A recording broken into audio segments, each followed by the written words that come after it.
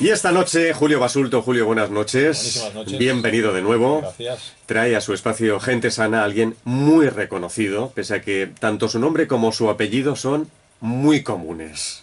Eso sí es verdad. Es cierto. Bueno, si les decimos el título de algunos de sus libros, seguro que saben quién es. Mi niño no me come o Bésame mucho. Y por si todavía no aciertan, aquí tienen más títulos de este pediatra y escritor. Ahora ya casi seguro lo saben. Un regalo para toda la vida, en defensa de las vacunas, entre tu pediatra y tú, creciendo juntos o lactancia materna, preguntas y respuestas. Y si pese a todas estas pistas no saben quién es, se convencerán de que es alguien con una reputación y una fama muy merecidas. Carlos González, buenas noches. Hola, buenas noches. Bienvenido. Gracias. Gracias por estar con nosotros. De nuevo, no es la primera vez. Efectivamente, Julio, la segunda o ¿eh? tercera ya creo, ¿no? No sé. Por lo menos segunda. Por lo menos. Ya es casi de la casa. Sí. Bueno, queremos empezar preguntándoos a los dos por algo que trató el pasado martes, Día Mundial de la Alimentación, la periodista Diana Oliver. Su artículo se tituló ¿Por qué no debes obligar a tu hijo a comer? Y antes de contestar, permitidme también recordar que ambos habéis escrito dos libros defendiendo justamente el respeto del apetito del niño. Mi niño no me come, en el caso de Carlos González, y Se me hace bola, en tu caso, Julio. Y me gustaría preguntaros si seguís pensando lo mismo que lo detallado en vuestros libros. ¿Quién comienza? El mismísimo Carlos González. Pues adelante, Rodríguez. Carlos. Yo sigo pensando lo mismo. Que Rodríguez de segundo. De segundo. De segundo. Muy bien. Algún bisabuelo austrohúngaro, probablemente. Bien, sí. Por supuesto, no hay que obligar jamás a los niños a comer. Ni siquiera cuando de verdad existe un problema. Es decir, cuando de verdad el niño pierde peso. Porque si un niño, yo qué sé, tiene tuberculosis, leucemia, celiaquía o cualquier otro problema, no se va a curar por obligarle a comer. Si el niño no pierde peso, si el niño va engordando normalmente y juega y salta y ríe y pues es que no le pasa nada y hay que dejarlo en paz. Y si el niño pierde peso o parece estar enfermo, lo que hay que hacer es diagnosticar el problema y solucionarlo. Sí, Julio. Sí. Que los niños comen en función de lo que tienen que crecer y no crecen gracias a que comen. Si obligamos a que crezcan a causa de la comida, lo que van a crecer es probablemente a lo ancho y no a lo alto, ¿no? Ese es uno de los descubrimientos de su libro, Mi niño no me come. Yo lo publiqué como, no sé si 10 años después que él, y recuerdo que cuando lo leí cambió totalmente mi vida. Yo era nutricionista, como tú sabes, porque te escribí una carta, y sacaba bastantes buenas notas. En nutrición infantil saqué buena nota, me acabé su libro y me di cuenta que no tenía ni idea de nutrición infantil, te lo juro, no es broma, esto me pasó. ¿Sí? Sí, me di cuenta de que estaba enfocado totalmente al contrario. Es más, yo ya tenía una hija y le estaba haciendo cálculos a las purés y a las papillas que le hacía a mi hija, te lo juro. Y claro, pensaba, se lo tiene que comer todo porque aquí están todos los nutrientes que necesita. Pensaba yo erróneamente, ¿no? Acabé su libro, entonces desde ese día hasta el día en que finalmente publicó otro libro, que nunca pensé en publicarlo, sencillamente iba acumulando bibliografía que de vez en cuando le enviaba por correo electrónico, aunque él ya la debía tener, ¿no? Pues acumulé bibliografía que justifica lo que él ya decía y que entonces no había tanta bibliografía, sencillamente le aplicó el sentido común, supongo la experiencia como pediatra, la experiencia como padre, Sobre todo. y pues yo le quise añadir un dato así como más de justificación bibliográfica, así que la respuesta a tu pregunta es sí. Sigo pensando lo mismo, la ciencia sigue pensando lo mismo, y de hecho, el último documento de la SBGAN, de una sociedad europea de pediatría, cierra sus recomendaciones sobre alimentación complementaria con una frase en la que indica que no premie, no coaccione a su hijo para comer. Esa es la frase que cierra el abstract de un comité reputado de nutrición. Será que es importante no coaccionarlo, ¿no? ¿Qué opinas, Carlos? ¿Estás de acuerdo? Imprescindible. Es que es inútil, es muchas veces contraproducente, es peligroso porque desgraciadamente a veces sí que funciona y ya tenemos un 40% creo de sobrepeso y obesidad infantil. Eso es. Y sobre todo es indigno, es decir, es una cuestión de respeto a la dignidad humana. Los niños son personas, a los adultos no nos obligan a comer. Yo suelo decir en las conferencias, es que ni en la cárcel ni en el cuartel te obligan a comer. La verdad es que me lo invento, es decir, no he estado ni en la cárcel ni en el cuartel, fui Sí, objeto pero de se entiende el conciencia. ejemplo, sí. Pero ¿cuál no sería mi sorpresa cuando al final de una conferencia hace un tiempo viene un padre a decirme, tienes razón, yo soy soldado, he estado en Bosnia y no nos han obligado jamás a comer? Sí. Nos quedamos con eso. Bueno, yo añadiría Sí. que si le enseñas a tu hijo a comer, le estás enseñando dos posibles cosas. Una, sumisión. Estás obligando a no respetar sus propios deseos innatos o su propio instinto de comer en función de su apetito, ¿no? Y otra cosa que le enseñas es a ser un tirano, es decir, a obligar a los demás, como él está siendo obligado a hacer algo en contra de una voluntad profunda que es su propio apetito, ¿no? Le estás enseñando a comportarse de forma despótica en un futuro. Entonces, cualquiera de las dos opciones me parece mala. Además de eso, como ha dicho Carlos, se relaciona con un mayor riesgo de padecer exceso de peso, con un mayor riesgo de trastornos de comportamiento alimentario y con un mayor riesgo de aversiones dietéticas que pueden ser de por vida. Es decir, alguien que eras obligado a comer pescado, a lo mejor luego, cuando se supone que ese pescado iba a hacerle algo bueno, que es tomarlo muchos años, lo cual es discutible también, para el pescado, para la fruta, para la verdura, lo más sensato en nutrición es que no es comer bien, es no comer mal, ¿no? Pero aunque fuese bueno ese pescado, lo será después de 20 años tomándolo. Tu hijo, cuando tenga 20 años, como le has obligado a comer, probablemente jamás querrá pescado. Así que es contraproducente, como bien ha dicho. Sí, porque además, claro, hay un problema trágico, y es que las mamás normalmente, y algunos papás también, van a obligar, precisamente, van a insistir, van a ponerse pesados precisamente en los alimentos que consideran que son más sanos. Claro. Nadie obliga al niño a acabarse todo el chocolate, a acabarse todo el pastel. No, es con la fruta, con la verdura, con el pescado, con lo que te obligan, y por tanto es justo eso lo que acaban los niños odiando. Mucha psicología en eso, ¿eh? Sí, bueno, que muchos adolescentes hoy en día están viviendo prácticamente de patatas fritas con ketchup y de pizza y de hamburguesa. Justo las cosas que no hay papilla. Si ahora los pediatras empezásemos a decir, a partir de los 8 meses, bueno. 50 gramos de pizza con 50 gramos de hamburguesa, con 45 gramos de patata, con 30 gramos de ketchup, todo triturado, y que se lo acabe. 15 años después tienen que cerrar la pizzería o la hamburguesería. Sería maravilloso. Hombre. Sería maravilloso. Qué bueno. Bueno, y queda claro. Bueno, hablando del Día Mundial de la Alimentación, Julio, publicaste en Materia, la sección de Ciencia del País, un texto titulado ¿Tenemos derecho a una alimentación saludable? Me gustaría que nos lo contaras. Además, felicitarte por ese artículo. Gracias, maestro. La felicitación sobre todo tiene que ir a Francisco José Juelos. Que es la inspiración. Bueno, es que sobre todo lo que he transmitido en ese libro, en ese artículo, es el alma que hay detrás de un libro que ha publicado él que se titula El derecho de la nutrición. De hecho, yo quería titular a mi artículo El día en que la nutrición se tornó en derecho. ¿Vale? Lo que pasa es que supongo que es un artículo que hará menos clic la gente y se ha titulado Tenemos derecho a una alimentación saludable, ¿no? Bueno, el trasfondo que hay en ese artículo es sencillamente pues poner brevemente lo que el abogado especializado en derecho alimentario, y ahora podríamos decir en el derecho de la nutrición, ha desvelado en su libro. Y es que no solamente tenemos derecho a una alimentación saludable, a una alimentación segura, que es lo que hoy nos garantiza la legislación, sobre todo a partir de casos como el de las vacas locas, que todos recordamos, o como el caso del aceite de colza, gracias. Me salía canola, no sé por qué, que es también No, que el de canola es bueno, que no se confundan. Sí, sí, es igual. Sea como sea, hoy tenemos una gran seguridad alimentaria. Esta semana precisamente compartí en mis redes sociales que me acordé de cuando yo de pequeño, no sé si tú te acordarás, Carlos, me acordé de separar, ponías el arroz en un plato y hacías así, lo movías y quitabas las piedras o los bichos que había en el arroz. Tú esto lo has hecho seguramente, Sí. ¿no? Esto no pasa hoy, ¿no? ¿Tú lo has hecho? ¿Lo recuerdas? Separar Sí, las lentejas. sí, hombre, las lentejas había que elegirlas. Claro. Pum, y quitabas las piedrecitas. Exactamente. Me gustaría saber cómo es la máquina de quitarle piedrecitas de las lentejas. Debe ser algo impresionante. Tecnología alimentaria, ¿no? Bien, esto ya no ocurre. Hoy tenemos unos alimentos muy seguros. Pero, desgraciadamente, cada vez más, y por cierto, ese fue otro de los motivos por los que escribí el libro Se me hace bola, porque, bueno, yo veía que se nos venía encima una mala nutrición sumada pues, a muchos papás y mamás obligando a sus hijos a comer, ¿no?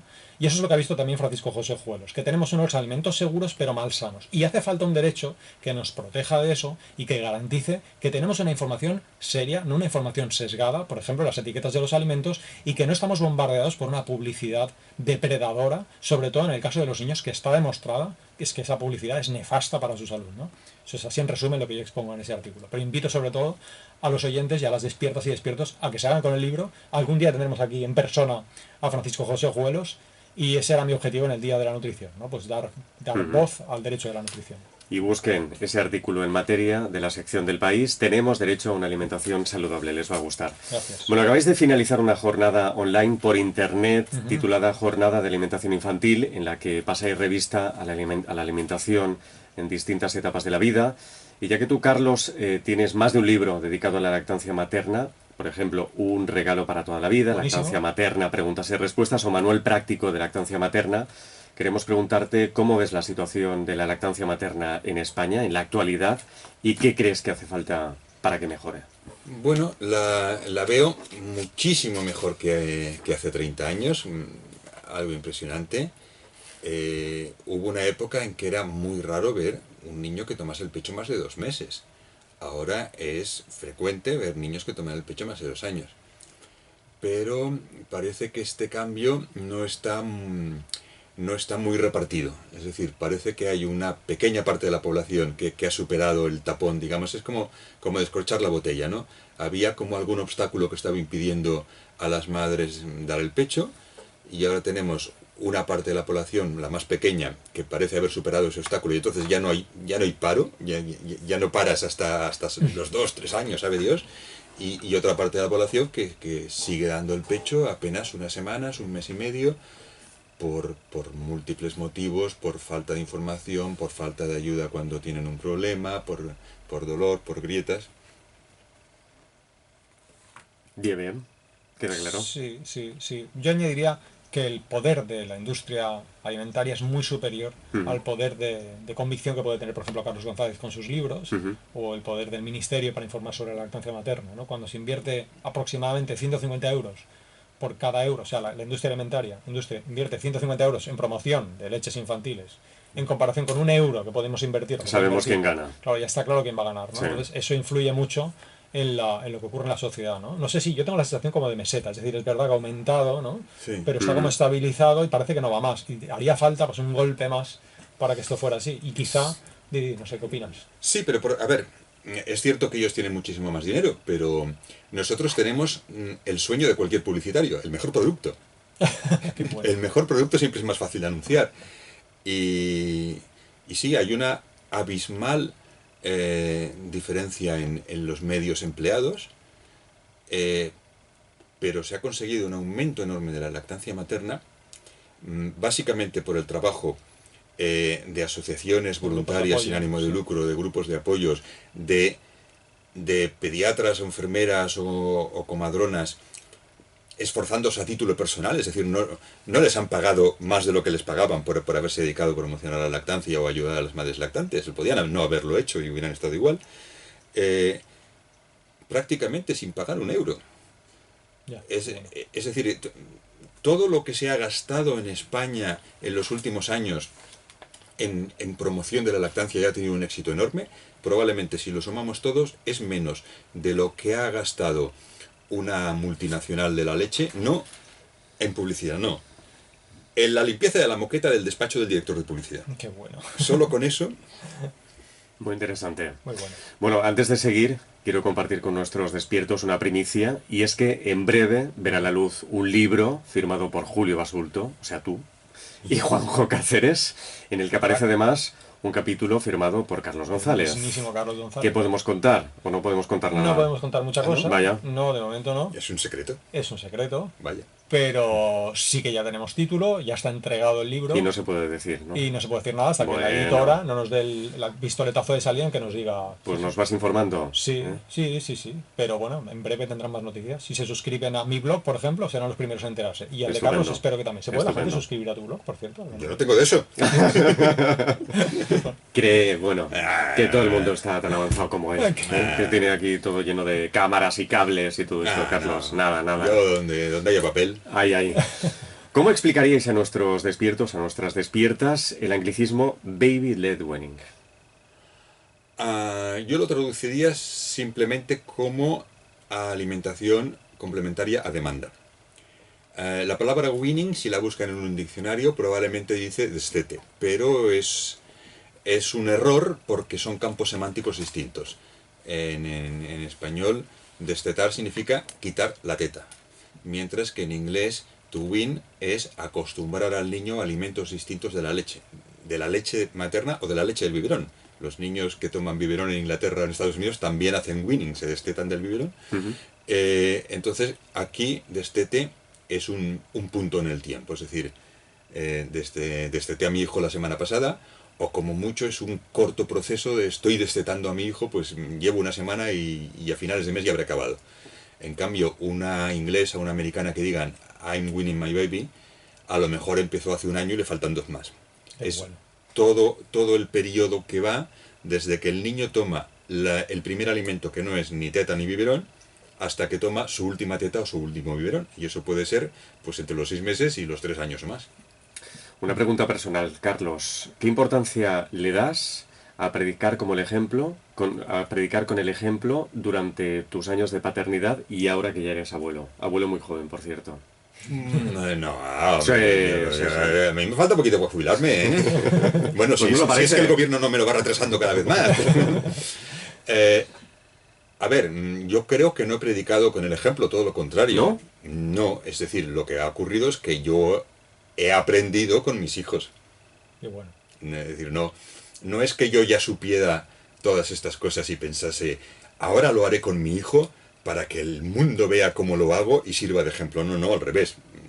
Yo con mi hijo aprendí cómo se educa a los niños, aprendí que no comen, porque lo he visto con mis propios ojos, cuando me dice una madre, es que mi hijo pasa todo el día con un plátano y medio yogur, y digo, pues ya lo sé. No es que yo diga que madres más exageradas, no, sé qué pasa, a mis hijos les ha pasado. Cuando yo he visto a mis hijos con rabietas y he visto que lo pasaban mal, yo he visto que mis hijos se despertaban un montón por la noche y he comprendido que era normal y que había que hacerles caso. Entonces, es al revés, es decir, he escrito mis libros basándome en lo que mis hijos me enseñaron. Qué bueno. Por cierto, antes de que Sí. se nos olvide, ¿tú tienes algún otro libro, ya que hemos hablado de ese libro en el que sale Misterioso. Carlos, misterioso? ¿Tú también tienes algún misterio entre manos, Carlos? Sí, pero el mío no es misterioso, a mí no me han dicho nada de que no hable. Yo supongo que sí que puedo. Pues adelante. Adelante, yo Claro. estoy escribiendo un libro sobre el niño en la literatura. El niño en la literatura. El niño en la literatura. Ajá. En realidad el título completo debía ser el libro El niño en la literatura inglesa del siglo XIX, pero se considera que la palabra literatura de por sí ya asusta bastante y que no hace falta especificar. Siglo XIX. Ya es demasiado. Esto ya es muy duro. Sí. ¿Y tiene fecha? No. No tiene fecha, pero tengo unas ganas locas de acabar y me gustaría a ver si encuentro el tiempo. Ya, pero no te da Es la que- vida, ¿no? Es que son muchos viajes, amigos que me dicen vente a la radio a medianoche, Todo bueno. el día molestando, que si escríbeme un capítulo Capítulo. del libro. Claro. Claro, todo eso es bueno. trabajo. Todo eso es trabajo, que parece te que no, quitan el pero- tuyo. Ah, Qué bueno. Bueno, otro asunto, el consumo de alcohol en adolescentes, que también es una cuestión preocupante. ¿Qué creéis que está fallando para que tantos menores de edad, y además lo dicen las cifras que se publican últimamente, consuman alcohol de forma tan temprana? A los 13,9 empiezan, según el último dato Casi que nada. empiezan a los 13,9 años. Carlos, 13, mala suerte. Pues la verdad es que no lo sé, imagino que están fallando muchas cosas. Por una parte, muy probablemente está fallando la comunicación entre padres e hijos. Es decir, ¿son los padres los que le están diciendo a su hijo de 13 años bebe alcohol? ¿O son los chicos y chicas a los 13 años los que están tomando alcohol sin que sus padres lo sepan? Yo no me imagino con 13 años hacer nada que mis padres no supieran. Ni creo que mis hijos tampoco. Entonces, ¿qué está fallando ahí para que chicos de solo 13 años estén por ahí sin que sus padres sepan si están bebiendo o no? Porque quiero creer que si supieran que están bebiendo harían algo al respecto. Pero claro, también están fallando las autoridades. Yo he visto al ayuntamiento de donde vivo, no diré exactamente dónde porque fue hace unos años y a lo mejor no lo han vuelto a hacer, pero organizaban la feria de la cerveza. La organizaba el ayuntamiento. El ayuntamiento promocionaba. Muchos ayuntamientos lo que- hacen, sí. pero ¿cómo puede un organismo público promocionar bebidas alcohólicas? A ver, que vale, que a lo mejor no se puede prohibir porque si lo prohíbes al final es peor porque provocas un... Pero a ver, entre prohibirlo Y y promocionarlo. promocionarlo debe haber un intermedio como es pegarle un impuesto del copón y olvidarse del tema. Eso es lo mínimo, que no lo promocione. Julio. Sí, mira, justo lo voy a compartir un día en mis redes sociales. En Vic, el Ayuntamiento de Vic tiene un cartelito de promoción del propio ayuntamiento, pues no, bienvenida a Vic, y tú ves estrella dorada abajo. Esto está pasando hoy en el Ayuntamiento de Vic, que en Vic vive mucha Eso es gente, como, ¿no? un ayuntamiento subvencionado. Claro, Por sí, una- subvencionado por estrella por dorada, un claro, sponsor. Una marca del alcohol, ¿no? El último Lancet se ha publicado este agosto, una revisión brutal, que indica que el alcohol causa 2,8 millones de muertes cada año y que en el rango entre 15 y 45 años es la primera causa de mortalidad en Europa, ¿no? Así que no estamos hablando de un tema de segunda categoría, estamos hablando de un tema importante. El alcohol es una preocupante, sustancia sí. adictiva. Y yo añadiría a lo que ha dicho Carlos, que estoy totalmente de acuerdo, añadiría que, claro, nosotros, que también lo leí de él, de hecho, nosotros como padres, si yo me tiro 13 años bebiendo delante de mis hijas, ¿cómo le digo yo a mi hija de 13 y pico años que se va con sus amigos que no beba alcohol si Claro. yo delante de ella lo he estado haciendo durante un montón Si de tú no años, estás ¿no? concienciado, Claro, si yo ellos no estoy menos. dando ejemplo, ¿quién soy yo para decirle que no lo haga, ¿no? Que de hecho yo no lo digo, es decir, yo a mi hija mayor nunca le he dicho que no te vea yo beber alcohol, no, porque yo quiero que me lo explique como ha dicho él, es decir, quiero que se sienta libre de explicármelo y que se sienta libre de saber mi opinión si es que la quiere saber, ¿no? Para eso tengo que respetarla, ¿no? Pero creo que también pasa un poco por el ejemplo que estamos dando los adultos, influidos desde luego por la publicidad, no cabe duda, pero un poco también por inconsciencia del peso que tiene nuestro propio ejemplo en sus actos.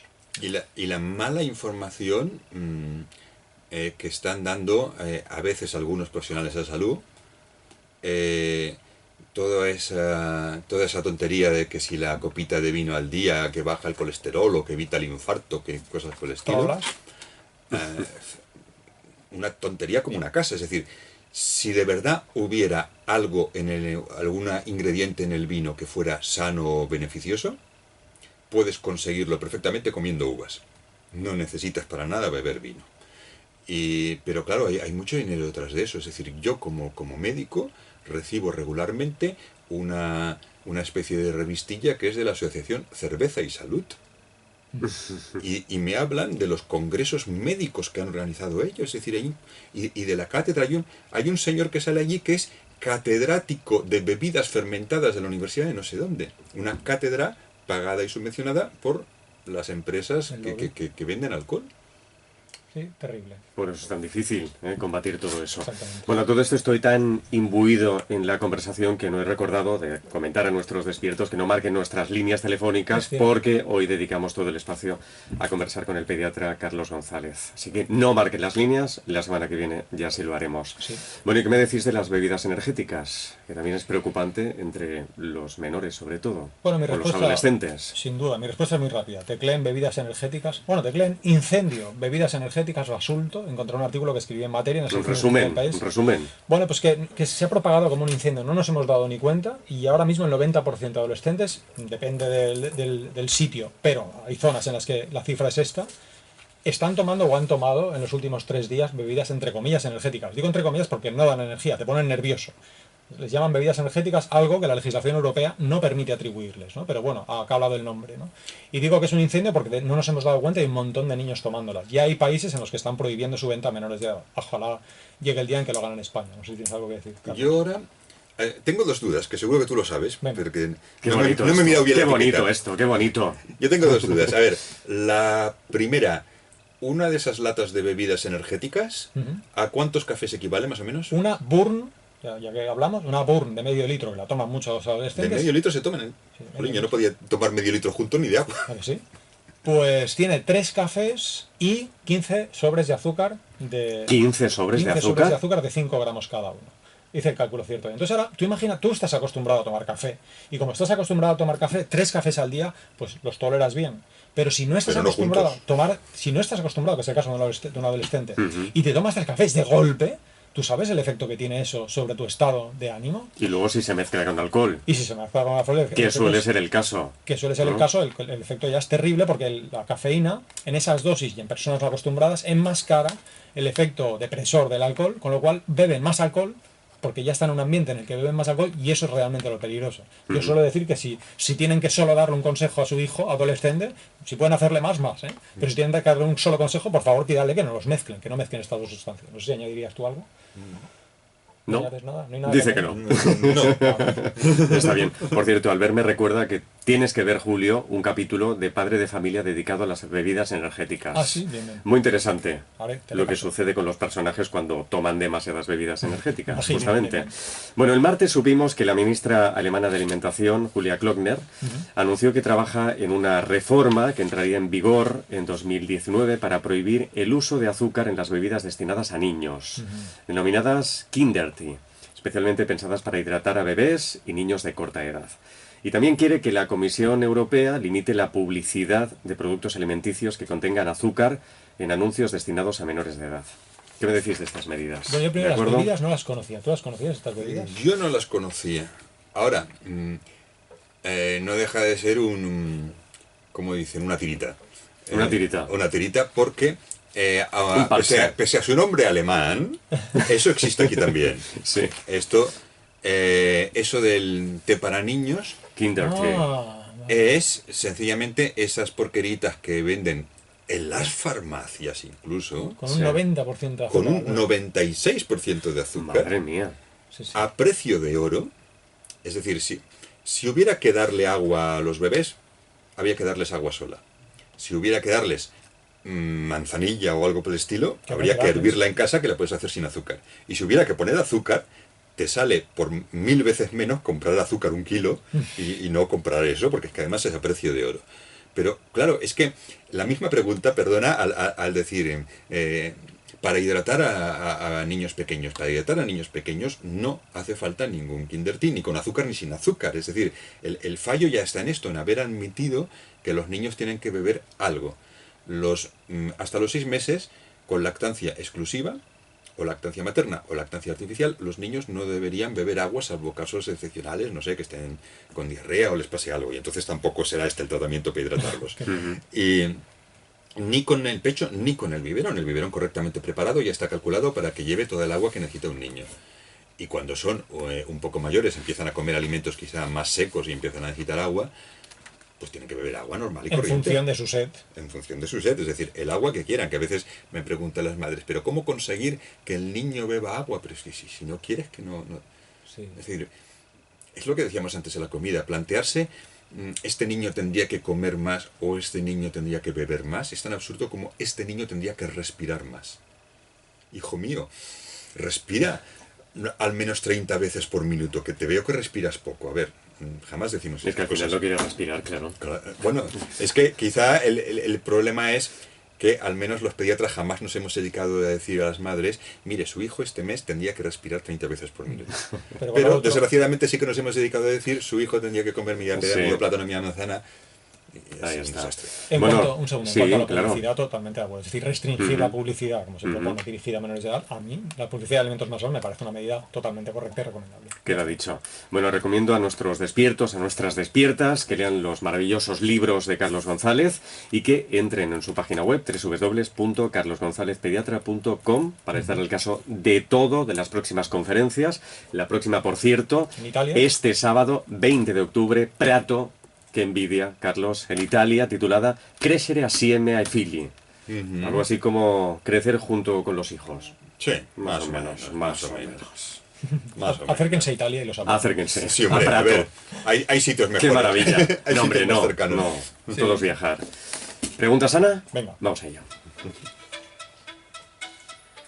Y preguntábamos qué tiene más azúcar, el azúcar blanco o el moreno. Carlos González, ¿cuál es la respuesta?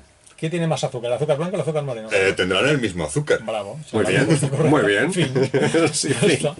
claro, es que no hay, Esto no hay es que como, explicar nada más. esto es como la pregunta que me hacía siempre mi padre. ¿Qué pesa más, 1 kilo de paja o 1 kilo de plomo? Ya, pero algunos caíamos. Que algunos caíamos. Algunos caíamos. Pero un poco menos de 7 años. Sí, sí. Claro, claro. Miriam Pacheco de Sevilla gana un ejemplar de ellibrosinazúcar.org, escrito por nuestro invitado de la semana pasada, Antonio Rodríguez Estrada, y publicado por Pluma de Cristal. En el que encontrarán, por cierto, una gran metáfora de la cantidad de azúcar que tienen esas infusiones que tú decías. Él tiene una foto en la que se ve esa foto, en el productito ese del Sí. té, relleno de azúcar hasta arriba, porque esa es la realidad de lo que hay en ese producto. Está muy Todo clara, azúcar. foto. ¿Qué preguntas hoy? Una pregunta fácil, porque solamente daremos dos opciones de respuesta. Bien. ¿Vale? La pregunta es, la Generalitat de Cataluña, ¿qué aconseja hacer ante un niño que se resiste a comer? ¿Presionarle para que coma o respetar su apetito? Esa es la ¡Qué pregunta. fácil! Estás generoso. Es Carol Wolf. Estás muy Pero yo generoso. creo que además, si han escuchado este programa, Hombre, la Generalitat de Cataluña, ¿qué aconseja hacer ante un niño que se resiste a comer? ¿Presionarle para que coma o respetar su apetito? Bien. Si sabes la respuesta, gentedespierta@rtve.es, gentedespierta@rtve.es, y en juego un ejemplar del libro Bésame mucho, criar a tus hijos con cariño y respeto, de nuestro invitado Carlos González, lo publica Temas de Hoy. Carlos, muchas gracias por estar con nosotros. Muchísimas gracias, esta es un noche. placer. Un abrazo. Lo mismo digo. Y Julio, hasta la semana que viene. Besitos. Cuídate. Igualmente. Adiós. Gracias. Chao, chao.